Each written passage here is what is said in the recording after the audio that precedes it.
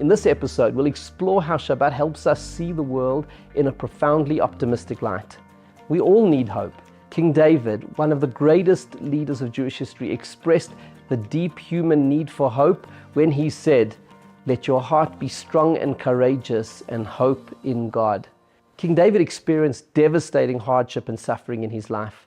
He was pursued by King Saul, endured wars and famine as a leader, suffered the deaths of several of his children, and faced an armed rebellion against his rule by his own son.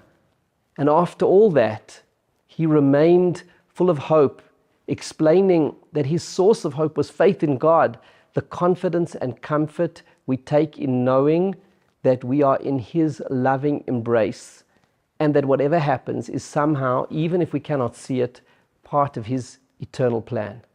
Hope is vital to fulfilling our divine mission. When we are weakened and discouraged, we lack the resolve to do good.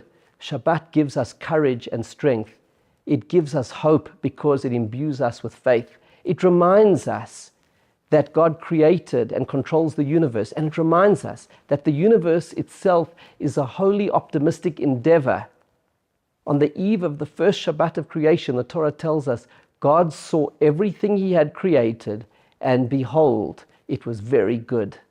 Shabbat also reminds us of the deeply optimistic notion that human history will culminate in the triumph of the values of faith and compassion, of wisdom, and in a world of peace and prosperity in which God's presence is manifest throughout creation.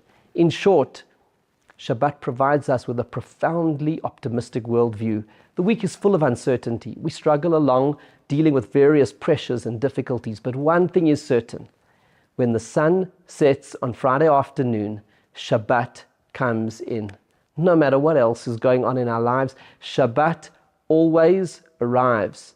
It is an authentically optimistic cycle to live in because it always culminates in Shabbat's light, joy, and inspiration.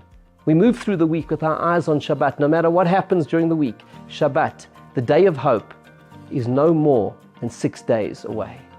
I invite you to learn more by reading my new book, Shabbat, A Day to Create Yourself, and find out how you can use Shabbat to get creative and change your life.